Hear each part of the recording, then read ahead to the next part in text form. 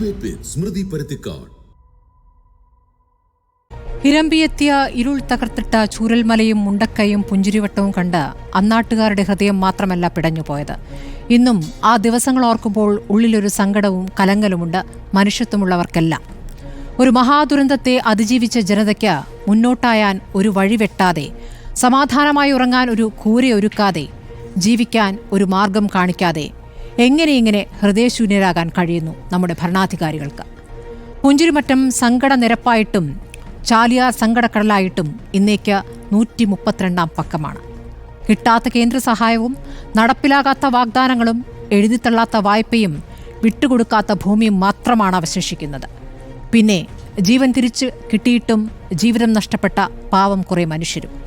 ചോദ്യമിതാണ്, വയനാടിനെ വലയ്ക്കുന്നതാരാണ്?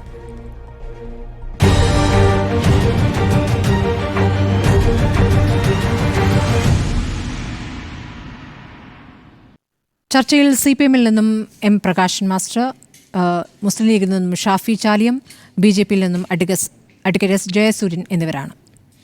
ആദ്യം ശ്രീ M. പ്രകാശൻ, തീയതികൾ സംബന്ധിച്ച തർക്കമാണിപ്പോൾ കേന്ദ്രവും സംസ്ഥാനവും തമ്മിൽ നടക്കുന്നത്. 3.5 മാസം വൈകി നിവേദനം നൽകാൻ എന്നാണ് കേന്ദ്രം പറയുന്നത്. കേന്ദ്രം പറയുന്നതെന്ന് വെച്ചാൽ നേരിട്ട് കണ്ട് പ്രിയങ്ക ഗാന്ധി നൽകിയ നിവേദനത്തിന് മറുപടിയായി അമിത്ഷാ നൽകിയ മറുപടിയാണ്. 3.5 മാസം ആണ് വൈകിയിരിക്കുന്നത്.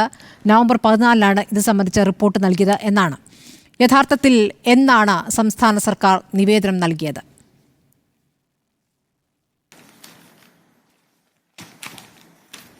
ഈ ദുരന്തമുണ്ടാവുന്നത് നമുക്കെല്ലാം അറിയുന്ന പോലെ ജൂലൈ മാസം 30-ാം തീയതിയാണ്. അതിനുശേഷം ആഗസ്റ്റ് 10-ന് ഇവിടെ പ്രധാനമന്ത്രി വന്നിട്ടുണ്ട്. പ്രധാനമന്ത്രിയെ തന്നെ നേരിട്ട് ബഹുമാനപ്പെട്ട മുഖ്യമന്ത്രി കണ്ട് ഈ കാര്യങ്ങൾ സംബന്ധിച്ചിടത്തോളം ആവശ്യപ്പെട്ടിട്ടുണ്ട്. ആഗസ്റ്റ് 17-ന് വളരെ വിശദമായ നിലക്കുള്ള പ്രാഥമിക സഹായത്തിന് വേണ്ടി 1202 കോടിയുടെ സഹായം സംബന്ധിച്ചിടത്തോളം ഇവിടെ നിവേദനം സംസ്ഥാന ഗവൺമെൻറ് കൊടുക്കുന്നുണ്ട്. ഇവരിപ്പോൾ ഈ സഹായം 4 മാസം കഴിഞ്ഞിട്ടും കൊടുക്കാതിരിക്കുന്നതിന് ന്യായമായി ഓരോ കാരണങ്ങൾ പറഞ്ഞുകൊണ്ടിരിക്കുകയാണ്. ഇപ്പോൾ അവർ പറഞ്ഞുകൊണ്ടിരിക്കുന്നത് പോസ്റ്റ് ഡിസാസ്റ്റർ നീഡ് അസസ്മെൻറ്റ് അത് നവംബർ മാസം 13-ന് മാത്രമേ കൊടുത്തുള്ളൂ എന്നുള്ളതാണ്. സാധാരണഗതിയിൽ ഈ പറയുന്ന PDNA തയ്യാറാക്കുന്നതിന് വേണ്ടി തന്നെ അത് ഡിസാസ്റ്റർ കഴിഞ്ഞതിന് ശേഷം കൊടുക്കുന്നൊരു നിവേദനമാണ്. ഈ ഡിസാസ്റ്റർ നേരിടുന്നതിന് ഭാവിയിൽ എന്തെല്ലാം കാര്യങ്ങൾ വേണമെന്നതിനെ സംബന്ധിക്കുന്നിടത്തോളമുള്ള ഒരു അസസ്മെൻ്റ് ആണല്ലോ ഈ പോസ്റ്റ് ഡിസാസ്റ്റർ നീഡ്സ് അസസ്മെൻറ്റ്. ഇവിടെ നമ്മുടെ രാജ്യത്ത് പല കേന്ദ്രങ്ങളിലും ഇതുപോലെയുള്ള ദുരന്തങ്ങൾ ഉണ്ടായിട്ടുണ്ടല്ലോ. ആ സമയത്തെല്ലാം തന്നെ എപ്പോഴാണ് ഈ പറയുന്ന PDNA കൊടുത്തിരിക്കുന്നത്? 2023 ഒക്ടോബറിൽ സിക്കിമിലും 23 ജനുവരിയിൽ ഉത്തരാഖണ്ഡിലും 23 ജൂലൈയിൽ ഹിമാചലിലും ഇതുപോലുള്ള ദുരന്തമുണ്ടായപ്പോൾ 4 മാസങ്ങൾ കഴിഞ്ഞിട്ട് മാത്രമേ PDNA ഉണ്ടാക്കിയിട്ടുള്ളൂ. കേരളത്തെ സംബന്ധിച്ച് അവർ പറഞ്ഞുകൊണ്ടിരിക്കുന്നതിൻ്റെ ന്യായം എന്താ? കേരളം ഈ കാര്യങ്ങളെ സംബന്ധിച്ച് വളരെ കൃത്യമായ നിലക്ക് തന്നെ അതിൻ്റെ എല്ലാ വിശദാംശങ്ങളും തയ്യാറാക്കിയിട്ട് കേന്ദ്രത്തോട് ആവശ്യപ്പെട്ടിട്ടുണ്ട്. ഇടയ്ക്കൊന്ന് ചോദിച്ചോട്ടെ, ഈ അസസ്മെന്റ് മെമ്പോ നൽകാൻ 3.5 മാസം വൈകി എന്നുള്ള ഈ 3.5 മാസത്തെ കണക്ക് അതൊരു വൈകലാണല്ലോ. ആദ്യം ഒരു നിവേദനം കൊടുത്തിട്ടുണ്ട്, അത് പ്രാഥമികമായ കണക്കുകളാണ്. അതിനുശേഷം നവംബർ 13-നാണോ കൊടുത്തത്? അത് ആ തീയതിയെക്കുറിച്ച് എന്താണോ പറയാനുള്ളത്? 3.5 മാസം എടുത്തിട്ടാണോ പൂർണ്ണമായി അസസ് ചെയ്ത് കൊടുത്ത മെമ്മോറാണ്ടം എന്ന് പറയുന്നത് നവംബർ 13-നാണോ?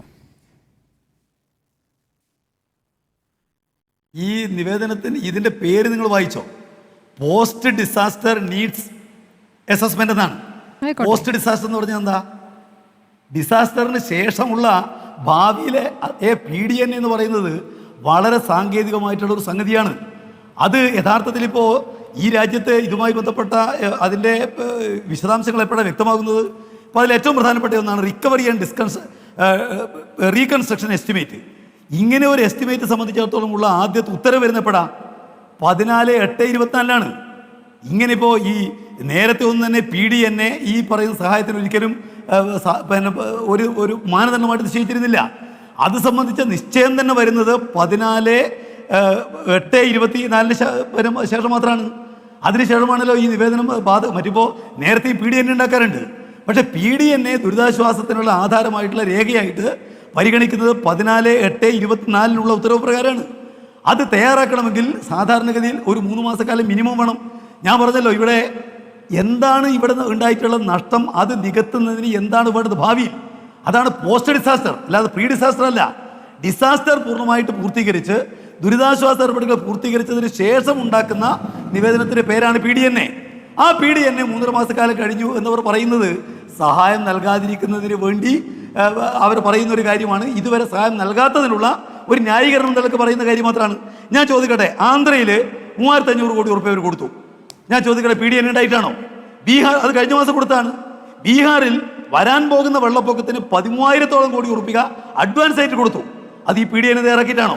ശരി, ഒരു സഹായവും നൽകിയില്ല എന്നും പറയാൻ പറ്റില്ലല്ലോ ഈ അവസരത്തിൽ. ശ്രീ എം പ്രകാശൻ, അതിലാണ് കേന്ദ്രം പറയുന്ന ഒരു വാദം.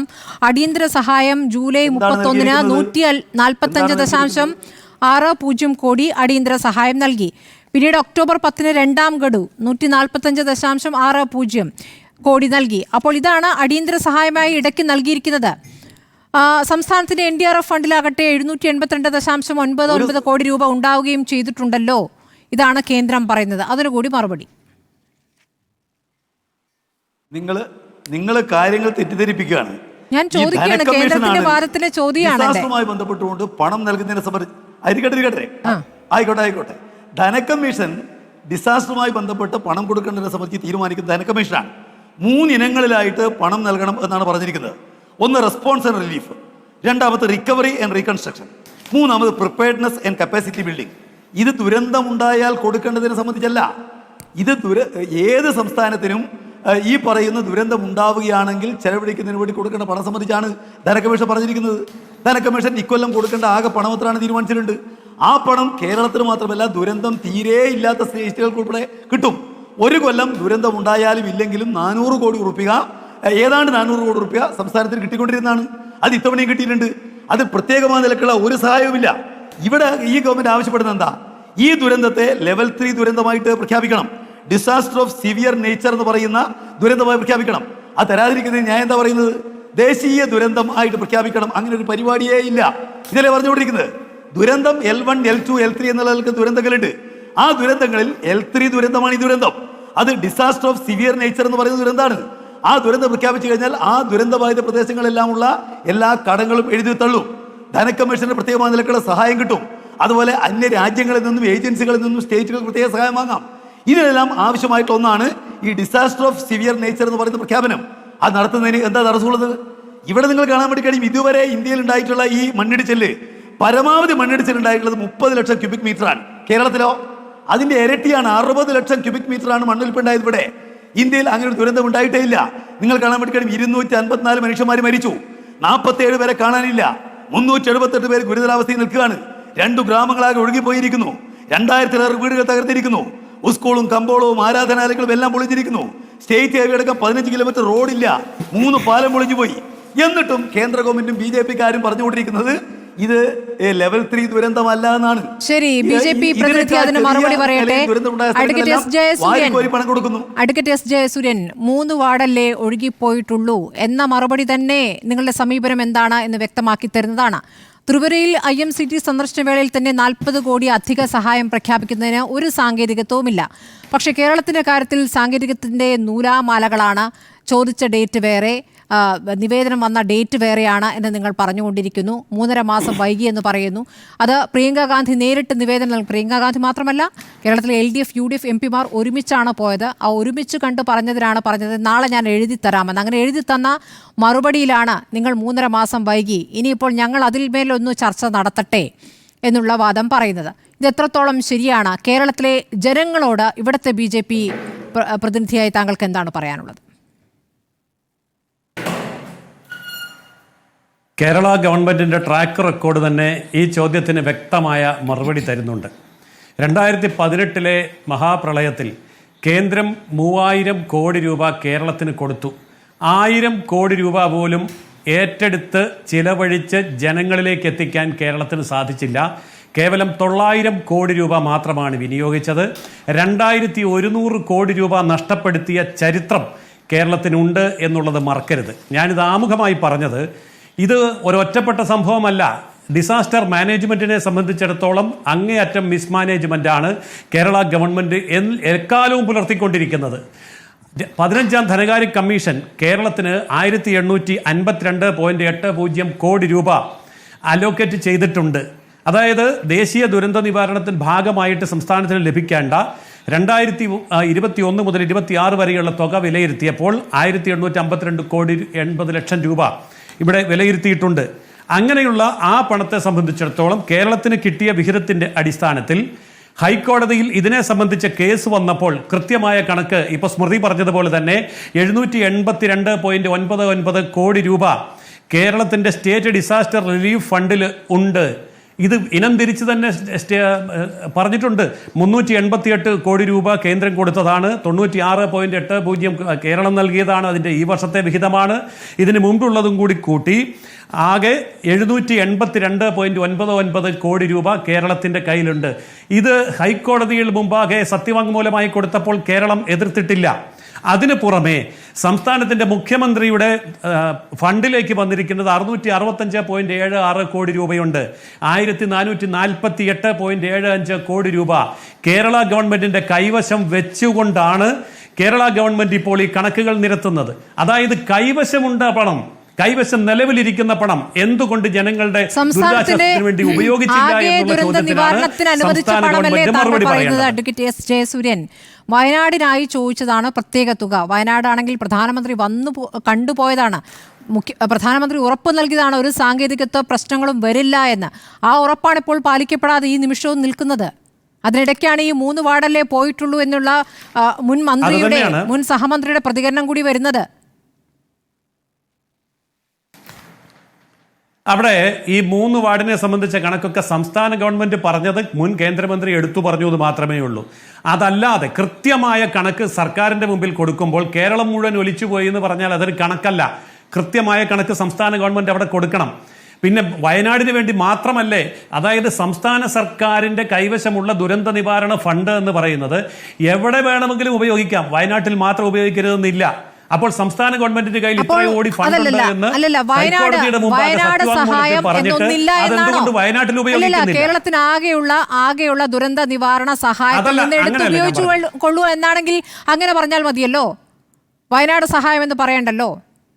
അങ്ങനെയൊന്നും ഇല്ല എന്നാണെങ്കിൽ അത് വ്യക്തത വരുത്തൂ. അല്ല, അങ്ങനെയല്ല. അല്ലെന്ന് ഞാൻ വ്യക്തമായിട്ടാണ് പറയുന്നത്. അതായത് ഒരു ദുരന്തം വരുന്നത് വയനാട്ടിലാണെങ്കിൽ ആ വയനാട്ടിലെ ദുരന്തത്തിന് വേണ്ടി കേന്ദ്രത്തിൽ നിന്ന് പണം വരുന്നത് വരെ കാത്തിരിക്കരുത്. സംസ്ഥാന ഗവൺമെന്റിന്റെ കയ്യിൽ പണം 1448 കോടി ഇരിപ്പുണ്ട്. ഇത് സംസ്ഥാന ഗവൺമെന്റ് ഹൈക്കോടതിയിൽ പറഞ്ഞു. എന്നാൽ ആ പണം എടുത്ത് ഉപയോഗിക്കരുതേ. ആ പണം കൈവശം വെച്ചിട്ട് എന്തുകൊണ്ടാണ് കേന്ദ്രം തരൂ എന്ന് പറഞ്ഞുകൊണ്ടിരിക്കുന്നത്? കഴിഞ്ഞ പ്രളയത്തിൽ 3000 കോടി കിട്ടിയിട്ട് 1000 കോടി പോലും എടുത്തില്ലല്ലോ. അതിനൊന്ന് മറുപടി പറഞ്ഞു പോകണം. അതോടൊപ്പം തന്നെ നേരത്തെ വെള്ളപ്പൊക്കത്തിൽ തന്നിരിക്കുന്ന 3000 കോടി 2100 കോടി വെറുതെ കളഞ്ഞു എന്നുള്ളൊരു വാചകം കൂടി അദ്ദേഹത്തിന്റെ ഭാഗത്ത് വന്നിട്ടുണ്ട്. ഇതില് അദ്ദേഹം ഈ ആളുകളെ തെറ്റിദ്ധരിപ്പിക്കാൻ വേണ്ടി ശ്രമിക്കുകയാണ്. എന്ന് പറഞ്ഞാൽ സാധാരണ മനുഷ്യന് ഈ പറയുന്ന പോലെ ഇയാളുടെ കേസിൽ 100 രൂപയുണ്ട്, പിന്നെ എന്തിനാ 10 രൂപ ചോദിക്കുന്നത് എന്ന് ചോദിക്കുന്ന പോലെയാണ്. ഇവിടെ ഓരോ മേഖലയ്ക്ക് വേണ്ടി മാറ്റിവെച്ച ഫണ്ട്. ഞാൻ ചോദിക്കട്ടെ, ദുരന്ത നിവാരണ നിയമം എന്ന് പറയുന്നൊരു നിയമമുണ്ടല്ലോ. ആ നിയമത്തിനകത്ത് ഈ പ്രിപ്പയർനെസ് ആൻഡ് കപ്പാസിറ്റി ബിൽഡിങ്ങിലുള്ള പണം എത്ര കൊല്ലം കൊണ്ടാണ് ചെലവഴിക്കേണ്ടത്? അദ്ദേഹം പറയട്ടെ, ജയസൂര്യൻ പറയട്ടെ. ഇദ്ദേഹം പറയുന്ന കേട്ടാ തോന്നുക ഈ പറയുന്ന പൈസ ഇപ്പോൾ 1400 ഉണ്ട്, അതിൽ നിന്നൊരു 400 കൊണ്ട് എടുത്തു കൊടുത്തേ. അങ്ങനെയല്ലല്ലോ.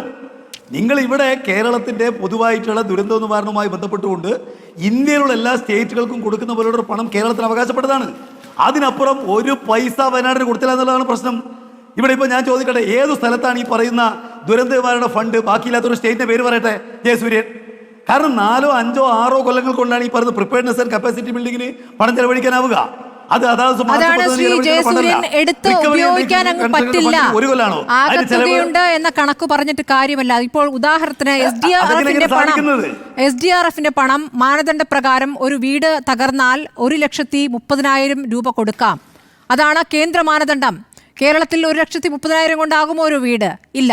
അപ്പോൾ അതിലപ്പുറം ആ SDRF ഫണ്ടിൽ നിന്ന് എടുത്ത് കൊടുക്കാനുള്ള അധികാരം സംസ്ഥാനത്തിനുണ്ടോ? എന്നാൽ ആ അധികാരം നൽകൂ. അതില്ലല്ലോ. പിന്നെ ഈ തുകയുണ്ട് എന്ന് പറഞ്ഞിട്ട് കാര്യമില്ലെന്ന് തൊടാൻ പറ്റില്ല. അതുണ്ടല്ലോ.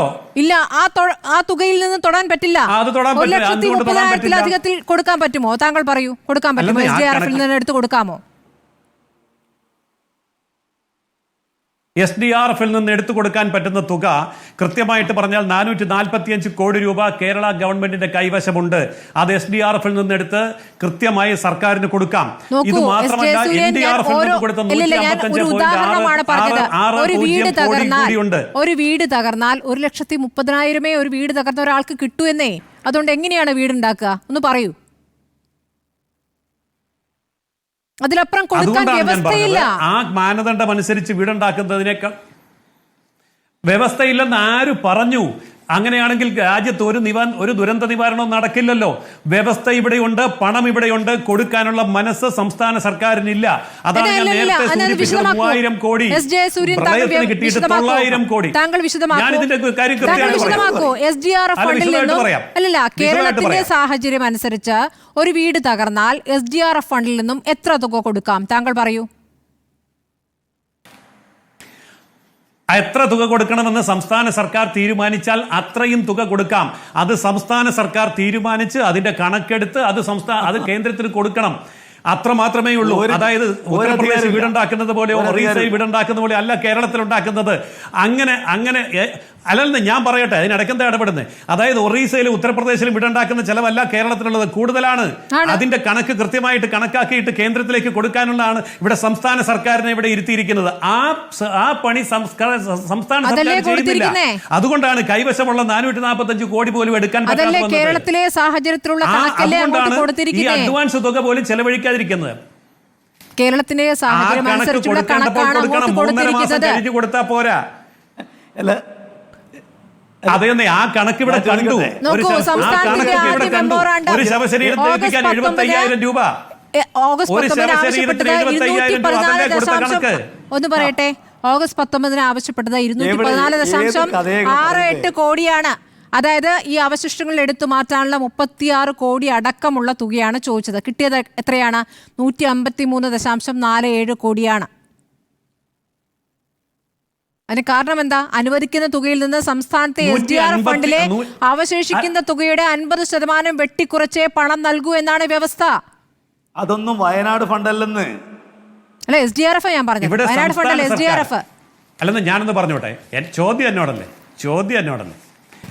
ഞാൻ പറഞ്ഞിട്ട് SDRF ഫണ്ട് എന്ന് പറയുന്നത് വയനാട്ടിൽ ഉപയോഗിക്കാൻ പാടില്ല എന്ന് നിയമമില്ലല്ലോ. ഈ സംസ്ഥാനത്ത് എവിടെ എന്ത് ദുരന്തമുണ്ടായാലും ഉപയോഗിക്കാമല്ലോ. അതിന് സംസ്ഥാന സർക്കാരിന്റെ കയ്യിൽ പണമുണ്ടല്ലോ. അത് മാത്രമല്ലല്ലോ, ഇനിയിപ്പോ നിങ്ങൾ പറയുന്ന വാദത്തിന് വേണ്ടി തന്നെ അംഗീകരിച്ചാൽ പോലും ഞാനൊന്ന് പറഞ്ഞോട്ടെ, സംസ്ഥാന മുഖ്യമന്ത്രിയുടെ ഫണ്ടിലേക്ക് പിരിഞ്ഞു വന്ന 665.76 കോടി രൂപയുണ്ടല്ലോ. ഒരു കേന്ദ്രത്തോട് ഒരു അനുവാദവും ചോദിക്കണ്ടല്ലോ. ആ 665.76 കോടി രൂപയിൽ തൊട്ടില്ലല്ലോ. അത് പിന്നെ എന്തുകൊണ്ടാ? അപ്പൊ അതിന് കേന്ദ്രത്തെ കുറ്റം പറയേണ്ട കാര്യമുണ്ടോ? സംസ്ഥാന സർക്കാരിന്റെ കൈവശം മുഖ്യമന്ത്രിയുടെ ദുരിതാശ്വാസ നിധിയിലേക്ക് പിരിഞ്ഞു വന്ന 665.76 കോടിയെ തൊടാത്തത് എന്താ? കേന്ദ്രം തട്ടിപ്പല്ലേ? ഷാഫി ചാലിയം, ഇന്നലെ LDF UDF MP-മാർ ഒരുമിച്ചാണല്ലോ അമിത്ഷായെ കണ്ടത്. അതിനുള്ള മറുപടിയാണ് പറഞ്ഞിരിക്കുന്നത്. 3.5 മാസം വൈകിട്ടാണ് ഇവിടെ പൂർണ്ണമായ നിവേദനം ലഭിച്ചിട്ടുള്ളത് എന്നാണ് അമിത്ഷായുടെ മറുപടി. ഇനിയിപ്പോൾ ആ മെമ്മോറാണ്ടം ലഭിച്ചതിനെ അടിസ്ഥാനമാക്കി സമയമെടുത്തൊക്കെ ആലോചിച്ച് കമ്മിറ്റി യോഗം ചേർന്ന ശേഷം പണം തരില്ല എന്ന് പറയുന്നില്ല, തരുന്നത് എത്രയാണോ അതങ്ങ് വാങ്ങിക്കൊള്ളുക. ഇതാണ് കേന്ദ്രത്തിൻ്റെ നിലപാട്. നാളെ പക്ഷേ ഹൈക്കോടതിയിൽ സംസ്ഥാന സർക്കാർ കിട്ടേണ്ട തുക കൃത്യമായി ഹൈക്കോടതിയെ അറിയിക്കണം, കേന്ദ്രവും അറിയിക്കണം എത്ര തുക കൊടുക്കും എന്ന്. അപ്പോൾ കോടതി വഴിയേ ഈ വ്യക്തത വരികയുള്ളൂ എന്നാണോ മനസ്സിലാക്കേണ്ടത്? ചൂരൽമല മുണ്ടക്കൈ നിവാസികൾ എന്തു മനസ്സിലാക്കണം ഇരു സംസ്ഥാനങ്ങളുടെയും സമീപനത്തിൽ നിന്നും? ശ്രീ ഷാഫി ചാലിയം,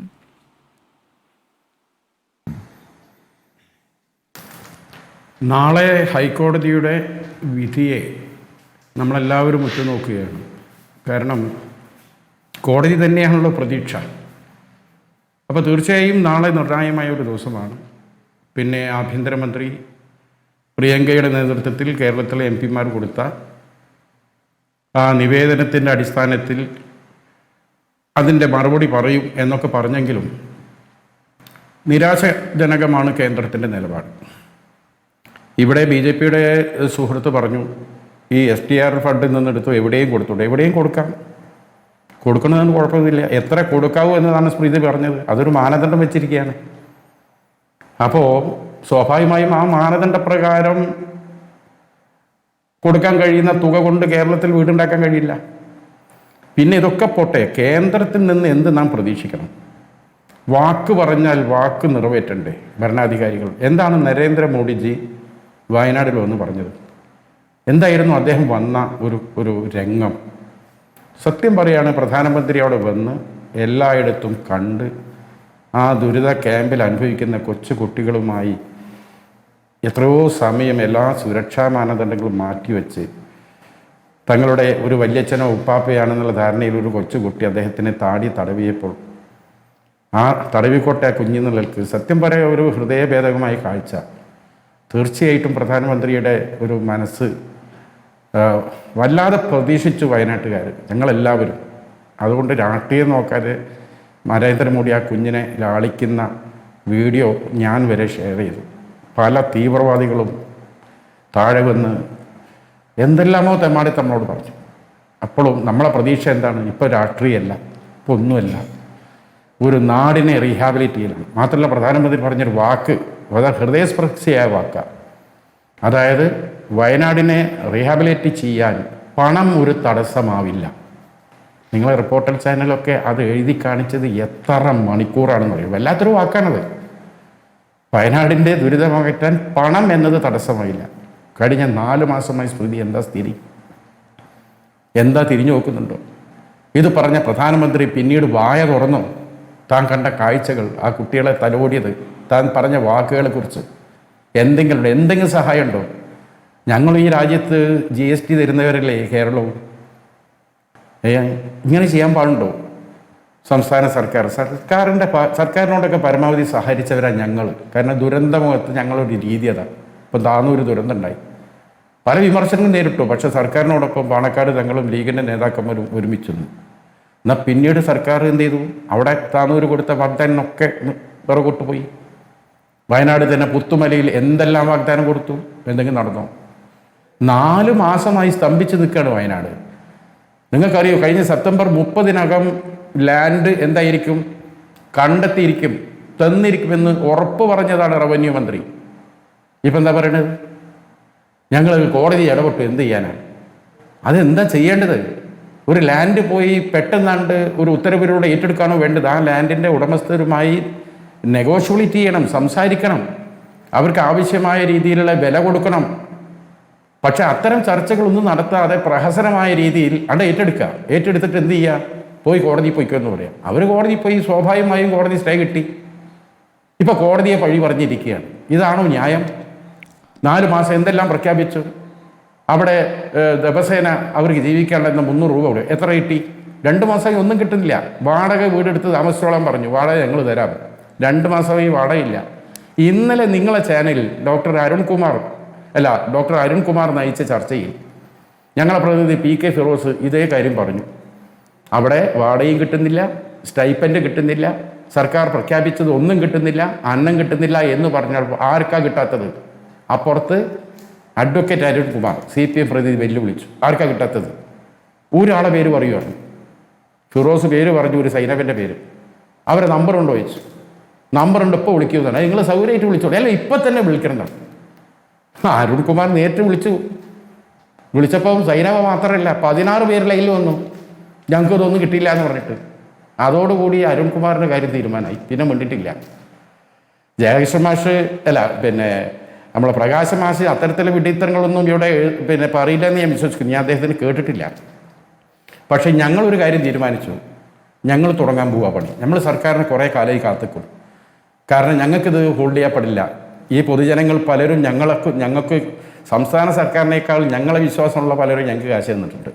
ഇതും വെച്ച് ഇങ്ങനെ ഇരിക്കാൻ പറ്റുമോ? മാത്രമല്ല, ഞങ്ങൾ കൊടുത്ത പാക്കേജ് നോക്കും നിങ്ങൾ. എല്ലാവർക്കും ജാതിയും മതവും രാഷ്ട്രീയവും ഒന്നും നോക്കാതെ 10,000 രൂപ വെച്ച് ആശ്വാസം കൊടുത്തു. 69 വ്യാപാരികൾക്ക് 50,000 രൂപ കൊടുത്തു. ഇന്ന് വരെ വ്യാപാര സമൂഹത്തിന് ആരെങ്കിലും 10 നയ പൈസ കൊടുക്കണം? ഓട്ടോറിക്ഷ നടത്തി കൊടുത്തു, ജീപ്പ് പോയതിന് കൊടുത്തു. ജയസൂര്യയുടെ പാർട്ടിക്കാരനാണ്. ആ ഓട്ടോറിക്ഷ കൊടുക്കുമ്പോൾ ഞാനുണ്ട് അടുത്ത്. ഒന്നും ഞങ്ങൾ നോക്കിയില്ല. പോയവർക്കൊക്കെ ഞങ്ങൾ തിരിച്ചു കൊടുത്തു. ഇനി ഞങ്ങൾക്ക് ആവശ്യം എന്താണ്? ഞങ്ങൾ ആദ്യം 10 സെൻറ്റ് സ്ഥലവും 1000 സ്ക്വയർ ഫീറ്റിൽ കുറയാത്ത വീടും. അത് എവിടെ നിർമ്മിക്കണം? സർക്കാർ എവിടെയാണോ അവിടെ എന്ത് ടൗൺഷിപ്പ് ഉണ്ടാക്കണം, അതിൻ്റെ അടുത്തേ ഞങ്ങൾക്ക് പറ്റുള്ളൂ. ഞങ്ങൾ ഈ 100 പേരെ വേറെ എവിടെയെങ്കിലും കൊണ്ടുപോയി കഴിഞ്ഞാൽ ഈ ടൗൺഷിപ്പിൽ വരുന്ന ഒരുപാട് ആശുപത്രി, സ്കൂള് തുടങ്ങിയ ഒരുപാട് സംവിധാനമുണ്ട്. അത് ഞങ്ങൾ കൊടുക്കുന്ന 100 വീട്ടുകാർക്ക് ഉപയോഗിക്കേണ്ടതാണ്. അതുകൊണ്ടാണ് നിങ്ങൾ എവിടെയാണ് ഈ സ്ഥലം ഏറ്റെടുക്കുന്നത് അതിൻ്റെ തൊട്ടടുത്ത് വന്ന് ഞങ്ങൾക്ക് ഒരു 10-15 ഏക്കർ വേണം. കാരണം ഞങ്ങളൊരു തുടക്കത്തിൽ ഒരു 100 വീടാണ് ഞങ്ങൾ പറഞ്ഞിരിക്കുന്നത്. സാങ്കേതികത്വത്തിന്റെ നൂലാമാലകളാണ്. എന്നാലും നമുക്ക് ഈ ചർച്ചയാണ് തുടരേണ്ടത്. ശ്രീ എം പ്രകാശ് മാഷിലേക്ക് അതിനുശേഷം പോകാം. ഇന്നലത്തെ ചർച്ചയിൽ പങ്കെടുത്തത് അനിൽകുമാറാണ്, CPM പ്രതിനിധി. ഒറ്റ കാര്യം ശരി, അതെ, ഒറ്റ കാര്യം പറഞ്ഞോട്ടെ സ്മൃതി. ശരി, ഞങ്ങൾ സർക്കാരിനെ കാത്തു നിൽക്കുന്നില്ല. ഞാൻ ഇവിടെ പ്രഖ്യാപിക്കുകയാണ്, ഞങ്ങളുടെ സംഘം മൊത്തം വയനാട്ടിലേക്ക് പോയിരിക്കുകയാണ്. ഒരു ആഴ്ച 15 ദിവസത്തിനുള്ളിൽ ഞങ്ങളെ ലാൻഡിൽ ഞങ്ങളെ വാഗ്ദാനം നിറവേറ്റാമാണ്. കാത്തിരിക്കണേന് ഒരു സമയപരിധി ഉണ്ട്. അതിന് അങ്ങേയറ്റം കഴിഞ്ഞിരിക്കുന്നു. ശരി, ഇനി വയനാടുകാരുടെ കണ്ണീര് ഞങ്ങൾക്ക് കാണാതിരിക്കാൻ കഴിയില്ല. ശരി, ഇനി ശ്രീ എം പ്രകാശിന്റെ ചർച്ചയിലേക്ക്. ശ്രീ എം പ്രകാശൻ നേരത്തെ അഡ്വക്കേറ്റ് S. ജയസൂര്യൻ ചൂണ്ടിക്കാണിച്ചതും ഇപ്പോൾ ഷാഫി ചാലിൻ പറഞ്ഞതുമായ 2 കാര്യങ്ങൾ. 625.76 കോടി ജനം കൊടുത്തത്, ഈ നാട്ടിലെ ഓരോ പാവങ്ങളടക്കം കൊടുത്ത ചെറിയ ചെറിയ തുകയടക്കമുള്ള കൂടിച്ചേർന്ന തുകയാണ് 625.76 കോടി. അതെവിടെ എന്ന ചോദ്യമാണ് അഡ്വക്കേറ്റ് S. ജയസൂര്യൻ ചോദിക്കുന്നത്. ടൗൺഷിപ്പ് പദ്ധതി എന്തായി? നിങ്ങൾ എസ്റ്റേറ്റുകൾ ഏറ്റെടുക്കുമ്പോൾ അവരുടെ കൂടി ഒരു അഭിപ്രായം തേടാതെ ഏറ്റെടുക്കുന്നു, അവർ നേരെ കോടതിയിലേക്ക് പോകുന്നു. അപ്പോൾ ടൗൺഷിപ്പ് പദ്ധതി അവിടെ പാതി വഴിയിൽ നിൽക്കുകയാണ്. ഈ 2 ചോദ്യങ്ങൾക്കുമുള്ള മറുപടി. തികച്ചും അർഹതപ്പെട്ട അവകാശങ്ങൾ കോടതിയിൽ പോയി മാത്രം കിട്ടാവുന്ന ഒരവസ്ഥയെ കേരളത്തിൽ ഉണ്ടാക്കിയത് കോൺഗ്രസും ലീഗും ചേർന്നിട്ടാണ്. BJP കാണിച്ചുകൊണ്ടിരിക്കുന്ന കേരളത്തോടുള്ള ശത്രുതാപരമായ നിലപാടിനെ ഇക്കാലമത്രയും പിന്തുണക്കുന്നതിന് ഒരു പ്രയാസം ഉണ്ടായിട്ടില്ലല്ലോ ലീഗിനും കോൺഗ്രസിനും. പിന്നെ ലീഗ് നൽകുന്ന സഹായമൊക്കെ നൽകാൻ തന്നെ. പക്ഷേ ഈ ഉത്തരവാകെ ലീഗ് എന്ന് പറയുന്ന പല്ലിയാണ് താങ്ങുന്നത് എന്ന് പറഞ്ഞേക്കരുത്. ഇവിടെ DYFI എന്ന് പറയുന്ന ഒറ്റ സംഘടന 20,45,00,000 രൂപ സംഭാവന കൊടുത്തിട്ടുണ്ട് കേട്ടോ ഈ വയനാട്ടിലേക്ക്. 20,45,00,000. ലീഗ് ഈ മുഴുവൻ കാര്യങ്ങൾ ചെയ്യുന്നു എന്നങ്ങനെ ധരിച്ചേക്കരുത്. ഇവിടെ ജയസൂര്യ പറഞ്ഞു. ഞാൻ ചോദിക്കട്ടെ, SDRFന് കേരളത്തിൽ പ്രത്യേക നിയമമുണ്ടോ? ഇല്ലല്ലോ. നിങ്ങൾ കേട്ടിരുന്നിട്ടില്ലേ? ഇവിടെ SDRFന് കേരളത്തിൽ പ്രത്യേക നിയമമുണ്ടോ? ഈ കേരളത്തിൽ പ്രത്യേക നിയമമില്ലല്ലോ. അത് UPക്കും അതുപോലെ തന്നെ ഗുജറാത്തിലുള്ള അതേ നിയമം തന്നെയാണ് കേരളത്തിൽ. ഞാൻ ചോദിക്കട്ടെ, ഇപ്പോ കേന്ദ്രത്തിന്റെ അവഗണന നമ്മൾ പറഞ്ഞു ആദ്യഘട്ടത്തിൽ. ഞാൻ ചോദിക്കുന്നത്, സംസ്ഥാന സർക്കാരിന്റെ വീഴ്ചയുണ്ട് എന്നാണ് നമ്മൾ പരിശോധിക്കുന്നത്. ജനം നൽകിയ തുക എവിടെ? ഞാൻ പറഞ്ഞു, അതിലേക്ക് ഞാൻ വരാം. കേന്ദ്ര അവഗണനയെ സംബന്ധിച്ച് പറയാൻ ലീഗിനൊന്നും ഒരു അധികാരമില്ലെന്ന്. അത് ഉണ്ടാക്കിയിരിക്കുന്ന അവരാണ്. ഇവിടെ ഞാൻ ചോദിക്കട്ടെ, 6,000 രൂപ ഇപ്പോൾ വീട്ടുവാടക കൊടുക്കുന്നു. SDRF കൊടുക്കാൻ നിയമമുണ്ടോ? പണിയില്ലാത്ത ആളുകൾക്ക് ഒരു ദിവസം 300 രൂപ, ഒരു വീട്ടിൽ 2 പേർക്ക്, ഭിന്നശേഷിയുള്ളവർ 3 പേർക്ക് കൊടുക്കുന്നു ഒരു ദിവസം. പിന്നെ ഏതെങ്കിലും ഒരാൾക്ക് കിട്ടിയില്ല എന്ന് പറഞ്ഞിട്ട് ന്യായീകരിക്കേണ്ട കാര്യമൊന്നുമില്ല. കൃത്യമായിട്ട് പൈസ കൊടുക്കുന്നുണ്ട്. കൊടുക്കാൻ കഴിയും SDRFന്? ലീഗുകാർക്ക് തോന്നുന്നുണ്ടോ SDRF കൊടുക്കാൻ വേണ്ടി കഴിയുന്നത്? അതവർക്ക് കാണാൻ വേണ്ടി കഴിയുന്നില്ല. ഇവിടെ ലാൻഡിനെ പറ്റി പറഞ്ഞു. ഞാൻ ചോദിക്കട്ടെ, ഏത് ലാൻഡ് എടുക്കാൻ തീരുമാനിച്ചത്? സംസ്ഥാന ഗവൺമെന്റിന്റെ ലാൻഡാണ്. സംസ്ഥാന ഗവൺമെന്റ് നേരത്തെ ലീസിന് കൊടുത്ത ലാൻഡാണ്. ലീസ് കാലാവധി കഴിഞ്ഞ ലാൻഡാണ്. അത് പൈസ കൊടുത്തെടുക്കണോ? ലീഗിന് അഭിപ്രായം ഉണ്ടാവും. സംസ്ഥാന ഗവൺമെന്റ് ചില സ്വകാര്യ സ്ഥാപനങ്ങൾ കൊടുത്തിരിക്കുന്ന സ്ഥലം, ലീസിന് കൊടുത്ത പണം, ലീസിന്റെ കാലാവധി കഴിഞ്ഞാൽ അത് കൊടുക്കാൻ ഗവൺമെന്റ് അധികാരമില്ലേ? അത് ലീഗുകാർ പറയാണ് അവർക്ക് പൈസ കൊടുക്കണം. ആർക്ക്? ലീസിന് കൊടുത്ത ആളുകൾക്ക് പൈസ കൊടുത്ത് വാങ്ങണമെന്ന്. അംഗീകരിക്കുമോ അവർ നിലപാട്? തീർച്ചയായിട്ടും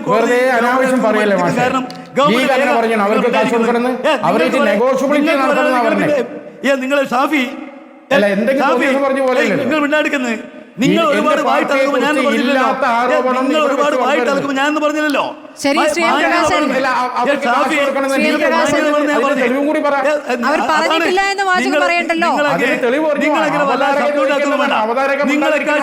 എനിക്കറിയാം. ആരോ ചോദിച്ചോട്ടെ, സമാധാനമായിട്ട് പറഞ്ഞ ആൾ ഉണ്ടായിരിക്കണം. ഷാഫി ചാലിയം, ഒരു മിനിറ്റ് അദ്ദേഹം പൂർത്തിയാക്കട്ടെ. നമുക്ക് അടുത്തതിനെ ചോദിക്കാം. ശരി, അദ്ദേഹം പൂർത്തിയാക്കട്ടെ. ഷാഫി ചാലിയം അദ്ദേഹം പൂർത്തിയാക്കട്ടെ. അതിനുശേഷം നമുക്ക് ഇടയ്ക്കുള്ള ചോദിക്കാം. ഷാഫി എന്റെ വായിൽ കടന്ന് പറയേണ്ട കാര്യമില്ല. ഷാഫി പറയുമ്പോൾ എന്ത് പറഞ്ഞാലും ഞാൻ മിണ്ടിയിട്ടുമില്ല. ഞാൻ പറയുമ്പോൾ മിണ്ടരുത്, അത് മര്യാദയാണ്. ഞാൻ പറയുന്നത് ഇവിടെ ഈ ദുർഗതി ഉണ്ടാക്കി നിങ്ങളാണെന്നാണ്. ആര്? ലീഗ്, സ്മൃതിയല്ല. ഈ കേരളത്തിലെ അർഹമായ ആനുകൂല്യങ്ങൾ നിഷേധിച്ചപ്പോൾ നിങ്ങളായിരുന്നില്ലേ കൈമുട്ടിയത്? ഈ പറയുന്ന BJP ഗവൺമെന്റിന് കോൺഗ്രസും ലീഗും ചേർത്തിട്ട് ഇപ്പോൾ പറയുന്നു തരുന്നില്ല. വിലപിച്ചിരുന്ന കാര്യം ഞാൻ ചോദിക്കട്ടെ, കേരള നിയമസഭ നിങ്ങളോട് പങ്കെടുത്തുകൊണ്ട് ഐകാണ്ഡ്യനല്ലേ പാസ്സാക്കിയത്? ഈ പറയുന്ന സഹായം വേണമെന്ന് തന്നോ പിന്നെ ഗവൺമെന്റ്? ഇന്ത്യയിൽ മറ്റു സംസ്ഥാനങ്ങൾക്കൊന്നും ഒന്നുമില്ലാതെ കൊടുക്കുന്നുണ്ടല്ലോ. ഒരു നിലക്കുമുള്ള കണക്കും വേണ്ട, ഒന്നും വേണ്ട കൊടുക്കുന്നുണ്ടല്ലോ. എന്തിന് ഈ കേരളത്തിൽ ഈ ദുരന്തത്തിൽ വന്നിട്ട് വ്യോമസേന ആളുകൾ രക്ഷിച്ചതിന് 153.47 കോടി രൂപ സംസ്ഥാന ഗവൺമെന്റ് പിടിച്ചെടുത്തല്ലോ കേന്ദ്ര ഗവൺമെന്റ്. ഉരിയാടുന്നുണ്ടോ ലീഗ്? ഉരിയാടുന്നുണ്ടോ കോൺഗ്രസ്? നിങ്ങൾ കേരളക്കാരാണ് എന്ന് ആളുകൾ വിശ്വസിക്കാനാവില്ല. പിന്നെ ഇവിടെ സംസ്ഥാന ഗവൺമെന്റ് കൃത്യമായി നിൽക്കുന്ന പദ്ധതി പ്രഖ്യാപിച്ചിട്ടുണ്ട്. ഇവിടെ ഈ പറയുന്ന പുനരധിവാസത്തിന് വേണ്ടിയിട്ട് 2221 കോടിയുടെ പദ്ധതി ഗവൺമെന്റ് പ്രഖ്യാപിച്ചിട്ടുണ്ട്. ഓരോന്നിനും എത്രയാണ് ചെലവ് എന്നുള്ളത് കൃത്യമായി വ്യക്തമാക്കിയിട്ടുണ്ട്. 1000 വീടുകൾ ഉൾപ്പെടെ 1113 കോടി, റോഡിന് 262 കോടി എല്ലാം ചെലവഴിക്കും. വിദ്യാഭ്യാസത്തിന് ഞാൻ ചോദിക്കട്ടെ, ഈ ദുരന്തം ഉണ്ടായിട്ട് 29ാമത്തെ ദിവസം അവിടെ 2 വിദ്യാഭ്യാസ സ്ഥാപനങ്ങൾ പൂർണ്ണമായിട്ട് ഒടുങ്ങിപ്പോയല്ലോ. 638 കുട്ടികൾ വഴിയാധാരമായല്ലോ. 29ാമത്തെ ദിവസം കുട്ടികൾ പഠിക്കാൻ തുടങ്ങി കേട്ടോ. ഒരൊറ്റ ആൾക്കും വീടില്ലാതെയില്ല. എല്ലാവർക്കും 6000 രൂപ കൊടുക്കുകയാണ് സംസ്ഥാന ഗവൺമെന്റ് വാടകയായിട്ട്. ഒരു വീട്ടിൽ 600 രൂപ കൊടുക്കുകയാണ് കൃത്യമായിട്ട്. അതാണ് ഏതെങ്കിലും ഒരാളെ കിട്ടുന്നില്ല എന്ന് അതൊന്ന് പരിശോധിക്കേണ്ടതാണ്. ഒരു മിനിറ്റ്, ആദ്യം ഈ 3 വാർഡുകളിൽ ഉൾപ്പെട്ട എല്ലാവരെയും മാറ്റും എന്നായിരുന്നു. ഒരു മിനിറ്റ് ശ്രീ എം പ്രകാശൻ, ആദ്യം ഈ 3 വാർഡുകളിൽ പെട്ട എല്ലാവരെയും മാറ്റും. അതായത് വീട് തകർന്നവർ മാത്രമല്ല, ആ പ്രദേശം എന്നുള്ളത് ഇനി താമസയോഗ്യമായ സ്ഥലമല്ല, അത് അങ്ങനെ കണക്കാക്കി എല്ലാവരെയും മാറ്റുമെന്നാണ് ആദ്യം സർക്കാർ പറഞ്ഞത്. അതിനനുസരിച്ച് സഹായം കൊടുക്കുമെന്നും പിന്നീട് ഇപ്പോൾ അത് മാറ്റി ഈ വീടുകൾ തകർന്നവരെ മാത്രമാക്കി മാറ്റുന്നുണ്ട്. അതോടൊപ്പം തന്നെ ഈ ക്യാമ്പുകളിലൊക്കെ കയറി പറ്റിയ കുറേ പേരെങ്കിലും ഇതിൽ പെടാത്തവരുണ്ട് എന്നുള്ള ആരോപണമുണ്ട്. ഈ നീലിക്കാപ്പ്, കൊയനാക്കുളം, ഇങ്ങനെയുള്ള സ്ഥലങ്ങളിൽ നിന്നൊക്കെ വന്നവരൊക്കെ അവിടെയുണ്ട് എന്ന് കേൾക്കുന്നു. ഇതൊക്കെ ഒന്ന് പരിശോധിക്കേണ്ടതാണ്. ഇത് യഥാർത്ഥത്തിൽ കിട്ടേണ്ടവരല്ലാത്തവർ കയറി കൂടിയിട്ടുണ്ടോ അത് പരിശോധിക്കണ്ടേ? അല്ല, അതൊക്കെ പരിശോധിക്കാൻ അക്കാര്യത്തിലൊന്നും സംസ്ഥാന ഗവൺമെന്റിന് യാതൊരു തർക്കവുമില്ല. പക്ഷേ നമ്മുടെ രാജ്യത്തിന്റെ ചരിത്രത്തിൽ ഇത്ര മികച്ച നിലയിലുള്ള ദുരിതാശ്വാസ പ്രവർത്തനങ്ങൾ ഈ രാജ്യത്തിന്റെ ചരിത്രത്തിൽ ഒരിക്കലും ഉണ്ടായിട്ടില്ല. ഞാൻ പറഞ്ഞല്ലോ, അവിടെ ഈ പറയുന്ന വീട് നഷ്ടപ്പെട്ട മുഴുവൻ ആളുകൾക്ക് താമസിക്കാനും വാടകഗൃഹങ്ങൾ ഏർപ്പെടുത്തിയിട്ടുണ്ട്. അവിടെ തകർന്നു പോയ 2 സ്കൂളുകളിൽ കുട്ടികൾ 29ാമത്തെ ദിവസം സ്കൂളിലേക്ക് പോയിട്ടുണ്ട്. അവിടെ മുഴുവൻ വീടുകൾക്കും വാടക കൊടുത്തുകൊണ്ടിരിക്കുന്നു. പണി നഷ്ടപ്പെട്ട ആളുകൾക്ക് ഒരു വീട്ടിൽ 600 രൂപ പ്രകാരം ഓരോ മാസവും കൊടുക്കുന്നു. ഭിന്നശേഷിക്കാരുണ്ട് പ്രത്യേകമായ നിലക്ക് 300 രൂപ കൊടുക്കുന്നു. അവിടെ 2 ടൗൺഷിപ്പുകൾ ഉണ്ടാക്കാൻ തീരുമാനമെടുത്തിരിക്കുന്നു. അതിനാവശ്യമായ പ്രവർത്തനങ്ങൾ അതിവേഗത്തിൽ മുന്നോട്ടേക്ക് പോവുകയാണ്. അതാണിപ്പോൾ കോടതിയുടെ മുന്നിലുള്ള, അതാണ് കോടതിയിലേക്ക് എത്തിയത് ശ്രീ എം പ്രകാശൻ. അത് കോടതിയിലേക്ക് എത്തി നിൽക്കുന്നു. രണ്ടാമത്തെ കാര്യം, അല്ലല്ല, പരിക്കേറ്റവർക്ക് തുടർ ചികിത്സാ സഹായം നൽകുമെന്ന് സർക്കാർ പറഞ്ഞിരുന്നു. അത് 134 പേർക്ക് ആണ് ആ സഹായം നൽകേണ്ടത്. പക്ഷെ അത് 52 പേർക്കേ കൊടുക്കുന്നുള്ളൂ എന്നൊരു കണക്ക് കൂടി വരുന്നുണ്ട്. ഇങ്ങനെ പലതരത്തിൽ പല രൂപത്തിൽ സഹായം കിട്ടാത്തവർ ഒരുപാട് പേരുണ്ട്. അവരുടെ പ്രതികരണങ്ങൾ ദിവസവും വരുന്നുണ്ട്. അത് നമ്മൾ രോഷത്തോടെ പ്രതികരിച്ചിട്ട് കാര്യമില്ല. കൊടുക്കാനുള്ളവർക്ക് കൊടുത്തല്ലേ പറ്റൂ. ഞാനൊറ്റ കാര്യം പറയുന്നുള്ളൂ. ഒരു 500 ആളുകൾക്ക് സഹായം കൊടുക്കുമ്പോൾ 2 ആൾ കിട്ടിയിട്ടില്ല. വേണമെങ്കിൽ ആ 2 പേരെ പർവ്വതീകരിച്ച് കാണിക്കാം. 2 പേർ കാണുന്നുണ്ട് കേട്ടോ. നിർഭാഗ്യവശാൽ ആ നാട്ടുകാർ കാണുന്നുണ്ട്. അതുകൊണ്ട് നമ്മൾ അതിനെ ചുരുക്കി കാണരുത്. നമുക്ക് അറിയാത്ത കണക്കുകളെ ചുരുക്കി കാണരുത്. അതൊരു വലിയ കണക്കുണ്ട്. ഞാൻ ഉത്തരവാദിത്ത ബോധത്തിലാണ് പറയുന്നത്. ഇവരെ 3 വാർഡ് ഒലിച്ചു പോയി എന്ന് പറഞ്ഞ പോലുള്ള കണക്കൊന്നല്ല ഞാൻ പറയുന്നത്. അവിടെ ക്യാമ്പിൽ ഭക്ഷണത്തിന് വേണ്ടി മാത്രം ഈ കഴിഞ്ഞ മാസം വരെ 0.1 കോടി രൂപ ചെലവഴിച്ചിട്ടുണ്ട്. മരണപ്പെട്ടവർക്കും പരിക്കേറ്റവർക്കുള്ള കുടുംബസഹായം മാത്രം 6.4 കോടി രൂപ കൊടുത്ത പൈസയാണ്, അല്ലാതെ കൊടുക്കാതിരിക്കുന്നതല്ല. കുടുംബത്തിന് പിന്നെ അവിടെ ദുരിതാശ്വാസ പ്രവർത്തനത്തിന് വേണ്ടി മാത്രം 3 കോടി രൂപ ചെലവഴിച്ചു എന്ന് മാത്രമല്ല, CMDRF-ൽ നിന്ന് 7.7 കോടി രൂപ ചെലവഴിച്ചു. 17.2 കോടി രൂപ ഈ 3 മാസക്കാലം കൂടി ചെലവഴിച്ചു. ശരി ശ്രീ എം പ്രകാശൻ, അതായത് ഇല്ല, ഈ നാട്ടുകാർ ജനം പിരിച്ചു നൽകിയ തുക ചെലവഴിച്ചോ അതോ ചെലവഴിക്കാൻ പോകുന്നോ?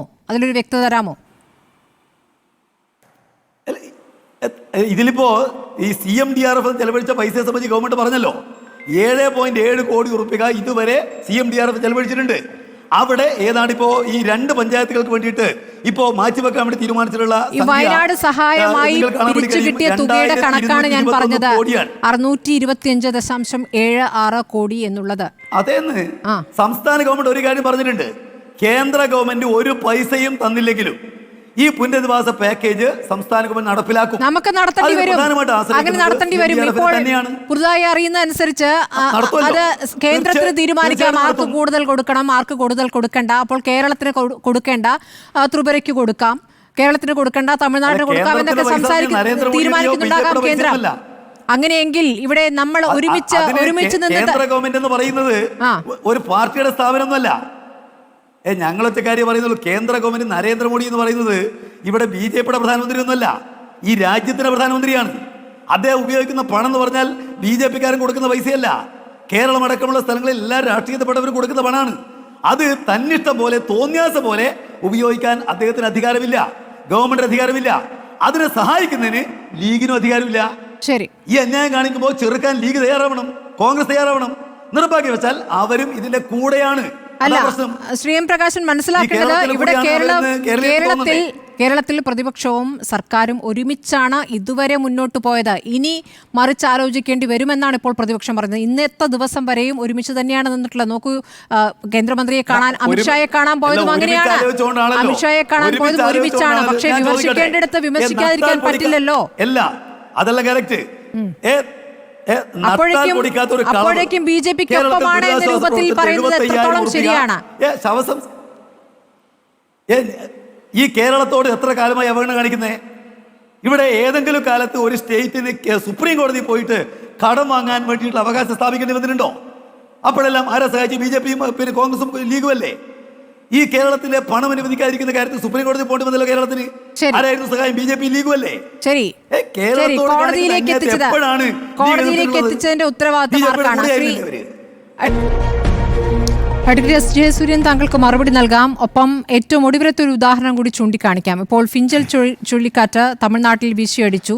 അപ്പോഴേക്കും 944.8 കോടി രൂപ കേന്ദ്രം പെട്ടെന്ന് തന്നെ പ്രഖ്യാപിച്ചു കഴിഞ്ഞിരിക്കുന്നു. ദിവസങ്ങളിലേ ആയിട്ടുള്ളൂ. 2000 കോടി രൂപയാണ് തമിഴ്നാട് ആവശ്യപ്പെട്ടിരുന്നത്. അപ്പോൾ അതിനൊക്കെ പെട്ടെന്ന് ചെയ്യാനുള്ള സംവിധാനവുമുണ്ട് കേന്ദ്രത്തിന്. നോക്കൂ, തമിഴ്നാട് ഭരിക്കുന്നത് BJP അല്ല, BJPയുടെ എതിർവശത്ത് നിൽക്കുന്ന കക്ഷിയാണ്. പക്ഷെ തമിഴ്നാടിൻ്റെ മാനേജ്മെൻറ്റും കേരളത്തിൻ്റെ മാനേജ്മെൻറ്റും പൊളിറ്റിക്കൽ രംഗത്ത് വളരെ വ്യത്യസ്തമാണ്. ഇവിടെ ഇപ്പോൾ പറഞ്ഞ കാര്യത്തിൻ്റെ ഒരു ക്ലാരിറ്റി എനിക്ക് വരുത്തേണ്ടതുണ്ട്. കേന്ദ്രം കൊടുക്കുന്നു പക്ഷെ ചെലവാക്കാൻ സമ്മതിക്കുന്നില്ല എന്ന് പറഞ്ഞുകൊണ്ട് വലിയ തടസ്സവാദങ്ങൾ കേന്ദ്രം കൊണ്ടുവരുന്നു എന്നല്ലേ പറഞ്ഞത്. അങ്ങനെയാണെങ്കിൽ അതിനുവേണ്ടി തന്നെ കേന്ദ്രം ഒരു ഫണ്ട് കൊടുക്കുന്നുണ്ട്. നിയമപ്രശ്നങ്ങളോ നൂലാമാലകളോ ഇല്ലാതെ, നടപടിക്രമങ്ങളുടെയും കാലതാമസവും ഇല്ലാതെ അപ്പോൾ എടുത്ത് ഉപയോഗിക്കാൻ വേണ്ടി കേന്ദ്രം കൊടുക്കുന്ന ഒരു ഫണ്ടുണ്ട്. സ്റ്റേറ്റ് ഡിസാസ്റ്റർ മിറ്റിഗേഷൻ ഫണ്ട് എന്നാണ് അതിൻ്റെ പേര്. അതിൽ 445 കോടി രൂപ കേന്ദ്രം കേരളത്തിലേക്ക് കൊടുത്തിട്ടുണ്ട്. ആ 445 കോടി രൂപയ്ക്ക് പുറമെ 665.76 കോടി സംസ്ഥാന സർക്കാരിൻ്റെ മുഖ്യമന്ത്രിയുടെ ദുരിതാശ്വാസ ഫണ്ടിലേക്ക് വന്നിട്ടുണ്ട്. BJP ഭരിക്കുന്ന സംസ്ഥാനങ്ങളെല്ലാം കൂടി 70 കോടി കൊടുത്തിട്ടുണ്ട്. ഏതാണ്ട് 1280 കോടി രൂപ ഈ ഇനത്തിൽ തന്നെയുണ്ട്. യാതൊരുവിധ കോടതിയിലും പോകണ്ട, യാതൊരു നൂലാമാലയുമില്ല, തടസ്സവാദങ്ങളും പ്രശ്നങ്ങളുമില്ല. അവിടുത്തെ ഓരോ വ്യക്തികൾ, മരിച്ചവരും പരിക്കേറ്റവരും ജീവിച്ചിരിക്കുന്നവരും ജീവിച്ചിരിക്കാത്തവരുമായിട്ടുള്ള ദുരന്തബാധിത പ്രദേശത്തെ മുഴുവൻ ആൾക്കാർക്കും ഓരോ കോടി രൂപ കൊടുക്കാൻ മാത്രം പണം ഇപ്പോൾ മുഖ്യമന്ത്രിയുടെ കൈവശം ഉണ്ട്. കൊടുക്കുന്നില്ല. ഈ ചോദ്യമാണ് കേരളം ചോദിക്കുന്നത്. വലിയ കണക്ക് തന്നെയാണ്, വലിയ കണക്കാണത്. ഓരോ കുടുംബത്തിനും ഓരോ കോടി വീതം. ഇതെന്തുകൊണ്ട് കൊടുക്കുന്നില്ല? ഇതിന് നേരത്തെ ഞാൻ പറഞ്ഞു, 3000 കോടി കിട്ടിയത് 2100 കോടി ലാപ്സാക്കി കളഞ്ഞ സംസ്ഥാന സർക്കാരാണ് ഇവിടെയും ഗുരുതരമായ കുറ്റം ചെയ്തിരിക്കുന്നത്. BJP ഇതര ഗവൺമെന്റുകളോട് BJPക്ക് ശത്രുതയുണ്ടെങ്കിൽ തമിഴ്നാട്ടിൽ എന്താ ഇത്രയും പണം കൊടുത്തത്? ആ ചോദ്യം തമിഴ്നാട് മുഖ്യമന്ത്രിയോട് ചോദിക്കണം. കേരള മുഖ്യമന്ത്രി വലിയ സുഹൃത്തുക്കളല്ലേ, എന്താ ചോദിക്കാത്തത്? അവിടുത്തെ മാനേജ്മെന്റ് അല്ല ഇവിടുത്തെ മാനേജ്മെന്റ്. ഉഴവൂർ വിജയൻ 25 കോടി, KK രാമേന്ദ്രൻ നായർക്ക് 20 കോടി, കോടിയേരി ബാലകൃഷ്ണൻ 25 കോടി വഴിവിട്ടെടുത്തു കൊടുത്തു ഇവിടെ. അങ്ങനെ ആവശ്യക്കാർക്ക് ആവശ്യം പോലെ വാരിക്കോരി കൊടുക്കാനുള്ളതല്ല ദുരിതാശ്വാസ ഫണ്ട്. ഇതൊക്കെ ഇവിടെ കോടതികൾ പോലും ചോദ്യം ചെയ്തിട്ടുള്ള കാര്യങ്ങളാണ്. പക്ഷെ കേരളത്തിൽ നടക്കുന്ന എന്താണ്? നാളെ ഹൈക്കോടതിയിൽ കണക്ക് ബോധിപ്പിക്കണമല്ലോ. കിട്ടേണ്ട കണക്ക് സംസ്ഥാനവും കൊടുക്കുന്ന തുക നിങ്ങൾ എത്ര തരും, ഈ തരും എന്ന് പറയുന്നതല്ലാതെ അവസാന കണക്ക് പറയുന്നില്ലല്ലോ. അപ്പൊ കോടതിയിൽ അവസാന കണക്ക് എന്തായിരിക്കും? ഈ കണക്കൊക്കെ കഴിച്ചിട്ടുള്ള കണക്കാണോ? താങ്കൾ ഈ പറയുന്ന 1280 കോടിയൊക്കെ കഴിച്ചിട്ടുള്ള കണക്കാണോ? അല്ല, കോടതിയിൽ കൃത്യമായും കോടതിയിൽ പറയാൻ ഒരു അവസരം തന്നതിന് സംസ്ഥാന ഗവൺമെന്റിന് നന്ദിയുണ്ട്. കൃത്യമായ കണക്ക് എണ്ണി ആ ഹൈക്കോടതിയിൽ കൃത്യമായി ബോധ്യപ്പെടുത്തും. അപ്പോൾ സംസ്ഥാന ഗവൺമെന്റ് കൃത്യമായി ബോധ്യപ്പെടുത്തേണ്ടി വരും. നേരത്തെ ഹൈക്കോടതി കേസ് പരിഗണിച്ച സമയത്ത് ഒന്നാമത് ഹൈക്കോടതി ഇത് സ്വമേധയാ എടുത്ത കേസാണ്. രണ്ടാമത്തെ കാര്യം, ഹൈക്കോടതി നേരത്തെയും അവസരമുണ്ടായിരുന്നു. അന്ന് പറഞ്ഞ് ഞങ്ങൾ പഠിച്ചുകൊണ്ടിരിക്കുകയാണെന്നാണ്. ഞങ്ങളുടെ കമ്മിറ്റിക്ക് യോഗം ചേരാൻ പറ്റിയിട്ടില്ലെന്നാണ്. അതെ, നിങ്ങൾക്ക് അതിലുള്ള ധൃതിയും അതോടുകൂടി കാരണം എന്താ? മനസ്സിലാവുകയാണല്ലോ. കേരളം ഒരു കണക്കും അങ്ങോട്ട് കൊടുത്തില്ല. അല്ലല്ല ഒരിക്കലുമല്ല. അങ്ങനെ പറഞ്ഞു പോകരുത് സ്മൃതി, അങ്ങനെ പറഞ്ഞു പോകരുത്. ഒരു ശവശരീരം ദഹിപ്പിച്ചതിന് 75,000 എന്ന് പറഞ്ഞ പൊട്ട കണക്ക്, കൊള്ള കണക്ക് കൊണ്ട് തന്നാൽ ഞങ്ങൾക്ക് പഠിക്കാതെ ഹൈക്കോടതി പറയാൻ പറ്റുമോ? ഇതാണ് ഇവിടുന്ന് തന്നിരിക്കുന്ന കണക്കെന്ന് ഹൈക്കോടതിയിലോട്ട് പറയാൻ പറ്റുമോ? ഹൈക്കോടതിയിൽ ഇരിക്കുന്നത് തന്നെ പൊട്ടന്മാരാണോ? അതുകൊണ്ട് ഈ പൊട്ടക്കണക്ക് സംസ്ഥാന ഗവൺമെന്റ് തന്നാൽ അത് അതേപടി ഹൈക്കോടതിയിലോട്ട് കൊടുക്കുന്ന പൊട്ടന്മാരല്ല കേന്ദ്രത്തിലിരിക്കുന്നത്. അവർക്ക് അതിന്റെ വിശദീകരണം ചോദിക്കേണ്ടി വരും. അപ്പോൾ ഇത്തരം നിലപാടുകൾ സംസ്ഥാനം മാറ്റണം. ഇത് ഇന്നലെ തുടങ്ങിയതല്ല. അതുകൊണ്ടാണ് ഞാൻ പറഞ്ഞത് 3000 കോടി പ്രളയത്തിന് കൊടുത്തതിൽ 2100 കോടിയും കാണാതെ പോയ കൊള്ളയടിച്ച കള്ളന്മാരുടെ ഗവൺമെന്റാണിത്. ഓരോ ദുരന്തവും കള്ളപ്പണം കട്ട് തിന്നാൻ ഉപയോഗിക്കുന്ന കൊള്ളക്കാരാണ് സംസ്ഥാനം ഭരിക്കുന്നത്.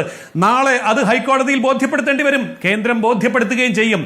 പക്ഷെ ജനങ്ങൾക്ക് കാര്യം ബോധ്യമായിട്ടുണ്ട്. ഞാനിപ്പോൾ പറഞ്ഞതുപോലെ ഒരാൾക്ക് 1 കോടി വെച്ച് കൊടുക്കാനുള്ള പണം പിണറായി വിജയന്റെ കയ്യിലുണ്ട്. എന്ന് പറഞ്ഞെങ്കിലും ഇതുവരെ നിങ്ങൾ അങ്ങനെ ആയിരുന്നില്ല. നിങ്ങൾ നിശബ്ദരായി സംസ്ഥാന സർക്കാരിനൊപ്പം തന്നെ നിൽക്കുകയായിരുന്നു ഈ ഘട്ടം വരെയും. ഇപ്പോൾ പറഞ്ഞിരിക്കുന്ന കണക്കുകൾ ഇങ്ങനെ ലാപ്സാക്കി കളഞ്ഞു എന്ന് പറയുന്ന കണക്ക് ഇവിടെ ഈ തരത്തിലുള്ള നൂലാമാലകളിലൊന്നും പെടാതെ തന്നെ ഉപയോഗിക്കാവുന്ന 445 കോടി രൂപ ഇവിടെ ഉണ്ട് എന്ന് പറഞ്ഞുള്ള കണക്ക്, മറ്റ് സംസ്ഥാനങ്ങളിൽ നിന്ന് ലഭിച്ചിരിക്കുന്ന 1280 കോടി രൂപയുടെ കണക്ക്, ഓരോ കുടുംബത്തിനും ഓരോ കോടി വീതം കൊടുക്കാനുള്ള തുക ഇവിടെ ഇതിനകം ഉണ്ട് എന്നാണ് കേന്ദ്രം പറഞ്ഞത്. അപ്പോൾ പിന്നെ ഇനി കേന്ദ്രം തരണ്ടല്ലോ. അല്ല, സംസ്ഥാന സർക്കാരിന്റെ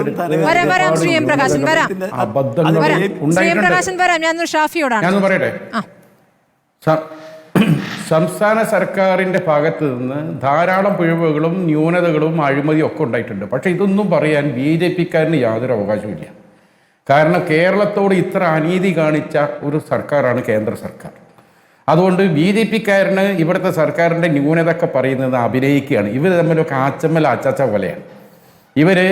ഇവരെ കന്തകാലമൊക്കെ നമുക്കറിയാം. ഇപ്പോൾ പറഞ്ഞാൽ ഈ പ്രകാശ് മാഷയ്ക്ക് ഒരു 6 മാസത്തിന് വയനാട്ടിലേക്ക് പോകാൻ കഴിയും നിങ്ങൾക്ക് തോന്നുന്നുണ്ടോ? ഇന്ന് ഈ പറഞ്ഞ ഈ കണക്കൊക്കെ അവിടെ ഉള്ളവർ ഇരുന്ന് കേൾക്കില്ലേ? ഇല്ലാത്ത ഈ കണക്കുകൾ പിന്നെ അവിടുത്തെ പിന്നെ ഭൂമിയുടെ കാര്യം പറഞ്ഞു. ആ ഭൂമിക്ക് ആ ലീസിന് കൊടുത്തത് ലീസ് കാലാവധി കഴിഞ്ഞെടുക്കും, പൈസ കൊടുക്കണമെന്ന് ലീഗ് പറഞ്ഞു. എവിടെ പറഞ്ഞു? എവിടെയാണ് ലീഗ് പറഞ്ഞത്? ലീഗിന് ഒരു നേതാവ് പറഞ്ഞ ഒരു സ്റ്റേറ്റ്മെൻറ്റ് കാണിച്ചു തരുമോ? നിങ്ങളെ ഗവൺമെൻറ്റിൻ്റെ രാജു മന്ത്രി, റിയാസ് മന്ത്രി, അവരായിരുന്നു വയനാടിൻ്റെ ചുമതല. ഞങ്ങൾ PK ബഷീറും PK ഫിറോസും ഒക്കെ അടങ്ങുന്ന ഞങ്ങൾക്ക് ഒരു ഉപസമിതി ഉണ്ടായിരുന്നു. അവർ തമ്മിൽ എത്ര സഹകരണാത്മകമായിട്ടാണ് വയനാട് നീങ്ങിയത്. വയനാടിൽ ഏറ്റവും നല്ല കവറേജ് നടത്തിയ ഒരു ടെലിവിഷനാണ് റിപ്പോർട്ടർ. ആ റിപ്പോർട്ടറായി സ്മൃതിയും അരുൺകുമാറും എല്ലാ സംഘം അവിടെ ഉണ്ടായിരുന്നു. അവിടെ എന്തെങ്കിലും പൊളിറ്റിക്സ് ഞങ്ങൾ കളിച്ചോ? ഇന്ന് എന്തൊക്കെയാണോ ഒന്ന് പറയുന്നത്? താങ്ങാൻ പോയി ലീഗ് എവിടെ അതെ. പിന്നെ എവിടെ നിന്നാണ് ഈ പ്രകാശ് മാഷ് എന്ത് കണ്ടിട്ടായി വർത്താനം പറയണത്? ഈ പ്രകാശ് മാഷ് അവിടെ ഇല്ല. ലീഗ് BJP-നെ താങ്ങാൻ പോയി. എന്നാൽ അതേ അദ്ദേഹം പറയുന്നു ഒരുമിച്ച് അസംബ്ലിയിൽ പ്രമേയം എടുത്തു. അങ്ങനെ ലീഗിന് BJP-നെ താങ്ങാൻ പോകുന്ന നിങ്ങളെ കൂടെ ഒരുമിച്ച് പ്രമേയം എടുക്കുമോ?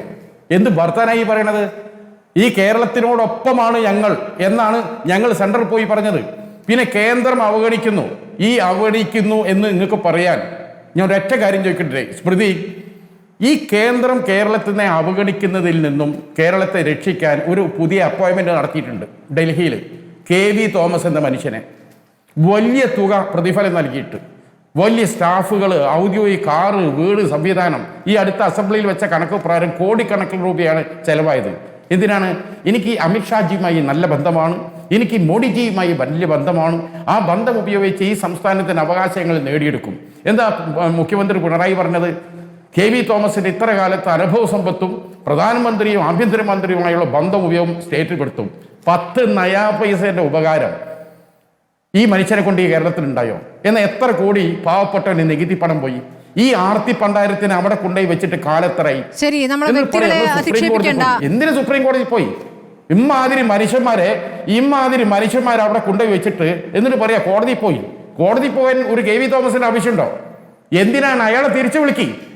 കേന്ദ്രത്തിൽ നിന്ന് പിടിച്ചു വാങ്ങാൻ, സ്റ്റേറ്റിന് അവകാശപ്പെട്ടത് വാങ്ങിത്തരാൻ അയാൾക്ക് കഴിയില്ലെങ്കിൽ എന്തിനാ അയാൾ അവിടെ പറഞ്ഞ ഒരു കാര്യമുണ്ടല്ലോ, തമിഴ്നാട് ഭരിക്കുന്നത് BJP അല്ല. അവിടെ 944 കോടി കൊടുത്തു. 2000 ചോദിച്ചപ്പോഴേക്കും 944 കോടി പെട്ടെന്ന് കൊടുത്തിരിക്കുന്നു. അതെന്തുകൊണ്ടാണ്? അവിടെ അവർക്ക് അത് മാനേജ് ചെയ്യാൻ അറിയാമെന്ന്. അല്ല, ഒന്ന് തമിഴരെ പേടിയവർക്ക് മനസ്സിലായോ? മലയാളിയെ 4-5 കമ്പാർട്ട്മെന്റ് ആക്കിയല്ലോ എല്ലാവരും കൂടെ കൂടി. പക്ഷേ തമിഴ് ജനത ഉണ്ടല്ലോ ഒരുമിച്ചാ നിൽക്കുക. തമിഴരെ പേടിയാണ്. ഒരു കേന്ദ്രമന്ത്രി കണ്ട് പോകാൻ കഴിയില്ല.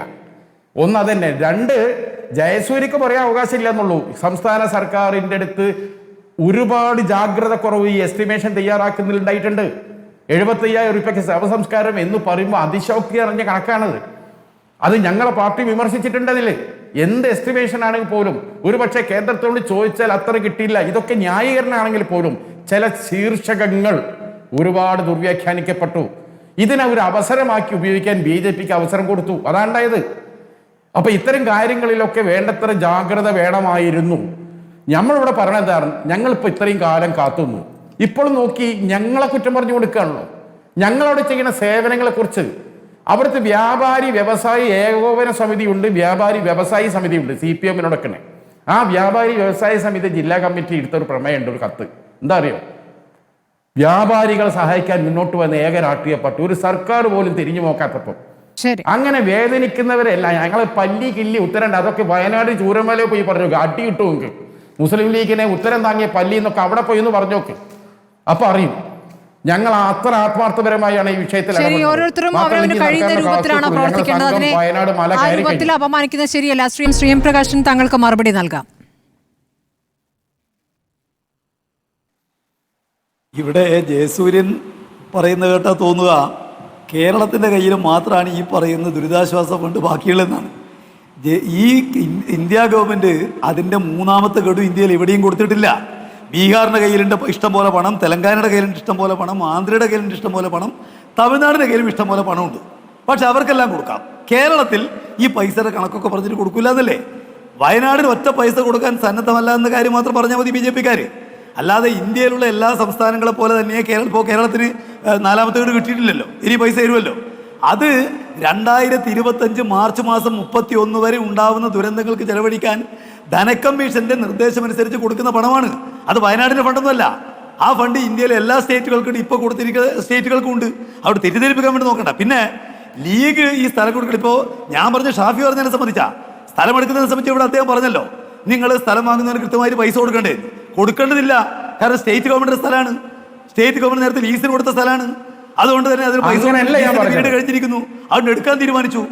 അതുകൊണ്ട് പിന്നെ അവർക്ക് നിങ്ങൾ മിണ്ടായിരിക്കുന്നത്, നിങ്ങൾ പറഞ്ഞാൽ ഞാൻ അവിടെ എഴുതി വെക്ക്. നിങ്ങൾക്ക് സമയം കിട്ടിയാൽ പറഞ്ഞാൽ മതി. നിങ്ങളാ പറഞ്ഞത് നിങ്ങൾ പൈസ കൊടുത്തിട്ട് വേണ്ടിയ സ്ഥലം വാങ്ങാൻ. അത് നിങ്ങൾ ഇപ്പൊ പറയണ്ടെന്ന്. നിങ്ങൾക്ക് പറയാനുള്ള എഴുതി വെക്കുന്ന ചർച്ചയല്ലേ?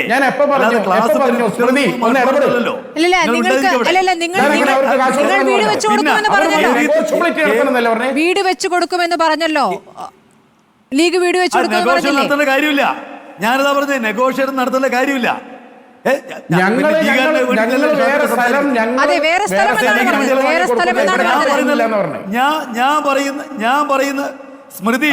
സ്മൃതി ഞാൻ പറയുന്ന മുഴുവൻ കാര്യങ്ങളും ഞാൻ ഓൺ ചെയ്യും. CPM-ന് വേണ്ടിയാണ് ഞാൻ സംസാരിക്കുന്നത്. ഞാൻ ഓൺ ചെയ്യും. ഇവിടെ ഇപ്പോൾ ലീഗിന് വേണ്ടി സംസാരിക്കുന്ന ആൾ പറഞ്ഞിരിക്കുന്നു പണം കൊടുക്കണം. അവർക്ക് പണം കൊടുക്കാൻ പാടില്ല. എന്തുകൊണ്ട്? ഗവൺമെന്റ് ലാൻഡാണ്, ലീസിന് കൊടുത്തതാണ്. ലീസ് പീരീഡ് തോമസിനോട്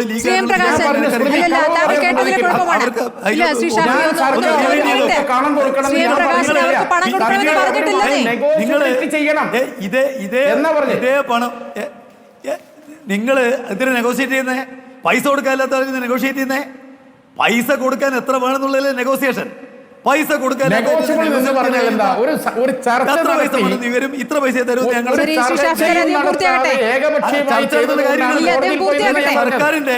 സർക്കാരിന്റെ സ്ഥലം സർക്കാർ ആവശ്യത്തിന് എടുക്കുമ്പോൾ ഒരു നെഗോസിയേഷൻ നടത്തേണ്ട കാര്യമില്ല, എടുക്കുക തന്നെയാണ് വേണ്ടത്. പിന്നെ നിങ്ങൾക്ക് പൈസ കൊടുക്കണമെന്ന് അഭിപ്രായം എടുക്കില്ല, അത് നിങ്ങളെ അഭിപ്രായം. അങ്ങനെ പറഞ്ഞില്ലെന്നേ. ഈ പറയാത്ത അങ്ങനെ പറഞ്ഞിട്ടില്ല. രണ്ടാമത്തെ പോയിന്റ് പറയും. സ്മൃതി ഒന്ന് റീവൈൻഡ് ചെയ്ത് നോക്ക്. പണം കൊടുക്കണമെന്ന് പറഞ്ഞിട്ടില്ല, നെഗോഷിയേറ്റ് ചെയ്യണമെന്നാ പറഞ്ഞത്. നിങ്ങൾ റീവൈൻഡ് ചെയ്ത് നോക്കിക്കോ. ഞാൻ കേട്ടതല്ലേ പണം കൊടുക്കൂ എന്ന് പറഞ്ഞിട്ടില്ല. അവര് പൈസ കിട്ടണമെന്ന് പറയും. അതേന്ന് നെഗോഷിയേറ്റ് ചെയ്യണമെന്ന് പറഞ്ഞ അർത്ഥം എന്താ? പൈസ കൊടുക്കണം എന്ന് അവരും പൈസ തരേണ്ട കാര്യമില്ല. പണം കൊടുക്കാന്നുള്ള പൈസ കൊടുക്കണം.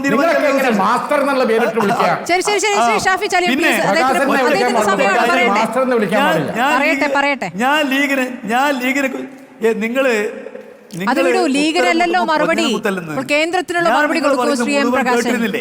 നിങ്ങൾക്ക് പണം തരാത്തവരെ കുറിച്ച് പരാതിയില്ല എന്നാണ്. അതിലേക്ക് വരൂ ശ്രീ എം പ്രകാശൻ. ഇവിടെ വിവിധ സംസ്ഥാനങ്ങളായി നൽകിയ 1280 കോടി അതിവിടെ കിടക്കുകയാണെന്നാണ് പറയുക. ഓരോ കുടുംബത്തിനും ഓരോ കോടി കൊടുക്കാനുണ്ടെന്നാണ് ശ്രീ ജയസൂര്യൻ പറഞ്ഞത്. അതിന് മറുപടിയില്ലേ? അല്ല, കേന്ദ്രത്തിനെതിരായിട്ട് റിപ്പോർട്ടറിൽ ഇരുന്ന് ചർച്ച ചെയ്യുന്നത് കാര്യമില്ലെന്ന്. കേന്ദ്രത്തിനെതിരായിട്ട് ലക്ഷങ്ങൾ പങ്കെടുത്ത സമരം ഞങ്ങൾ ഇതിൽ നടത്തി. അതാ ഞങ്ങൾ പ്രതികരണം. അല്ലാതെ അത് റിപ്പോർട്ടർ ഇതിന് വർത്തമാനം പറയല്ല. അല്ലാതെ ഓരോ കുടുംബത്തിനും കൊടുക്കാൻ ഓരോ കോടി വീതം കൊടുക്കാനുള്ള തുക ഇതിനകമുണ്ട് എന്ന് പറയുന്നതിന് മറുപടിയില്ലേ? അത് ഉപയോഗിക്കുമല്ലോ. ഞാൻ പറഞ്ഞല്ലോ, 2 പഞ്ചായത്തുകൾക്കായിട്ട് ഏതാണ്ട് 3000 കോടിയുടെ പദ്ധതിയാകുമെന്ന് നടപ്പാക്കാൻ പോന്നേ. ആ പദ്ധതിയുടെ പൈസ ഇവിടെ വരാനും തരുമോ? 2221 കോടി ഉറുപ്പികയുടെ പദ്ധതിയും അതുപോലെ 98 കോടിയുടെ മറ്റു പദ്ധതി 2 പഞ്ചായത്തിന് നടപ്പാക്കാൻ പോവാണ്. അത് നടപ്പാക്കുന്നതിന് വേണ്ടി പണം ഉപയോഗിക്കുകയും ചെയ്യും. ശരി, നാളെ ഏതായാലും ഒരു കണക്കിൽ വ്യക്തത വരുമെന്ന് പ്രതീക്ഷിക്കാം ശ്രീ എം പ്രകാശൻ. നാളെ ഹൈക്കോടതിയിൽ കിട്ടേണ്ട തുക എത്ര എന്ന് കൃത്യമായി സംസ്ഥാനം പറയേണ്ടിയിരിക്കുന്നു. കൊടുക്കാൻ പോകുന്ന തുക എത്ര എന്ന് കേന്ദ്രവും പറയേണ്ടിയിരിക്കുന്നു. നാളെ നോക്കാം. ചൂരൽമല മുണ്ടക്ക നിവാസികൾ ഉറ്റുനോക്കുകയാണ് എപ്പോഴാണ് ഈ സഹായം കിട്ടുക എന്ന്. നമുക്ക് നോക്കാം. വളരെ നന്ദി ശ്രീ എം പ്രകാശൻ, ശ്രീ ജയസൂര്യൻ, ഒപ്പം തന്നെ ഷാഫി ചാലിയം. ഇനി